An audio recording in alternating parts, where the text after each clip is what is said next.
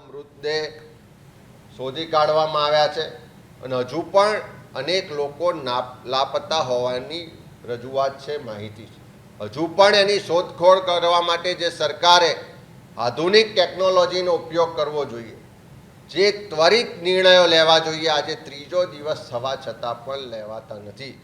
હું ત્યાંના સ્થાનિકોને, ત્યાંના માછીમારોને, ત્યાંના લોકોને અભિનંદન પણ આપીશ કે સરકારની ટેકનોલોજી કે કોઈની રાહ જોયા વગર ત્યાંના સ્થાનિક લોકોએ વધારેમાં વધારે લોકોને બચાવવા માટે, એના મૃતદેહો શોધવા માટેની મહેનત કરીને સેવા કરી છે.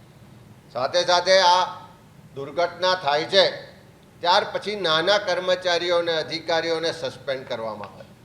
શું કામ આ 2022-2023ની રજૂઆતો ધ્યાનમાં રાખીને આગોતરું કોઈ આયોજન ના થયું? શું કામ એ બ્રિજ પર અવર જવર બંધ કરવામાં ના આવી? એટલે સરકારની ગુનાહિત બેદરકારીને કારણે આ હોનારત થઈ અને 18 લોકોના જીવ ગયા છે.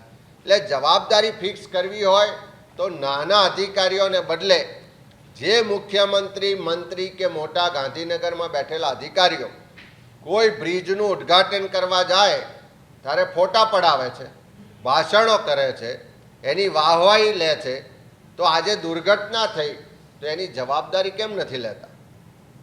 જો વાહવાહી લેવી હોય, ફોટા પડાવવા હોય, જાહેરાતો કરવી હોય, તો દુર્ઘટના થાય, તમારી ગુનાહિત બેદરકારીને કારણે દુર્ઘટના થાય તો જવાબદારી લેવાની પણ તૈયારી રાખો.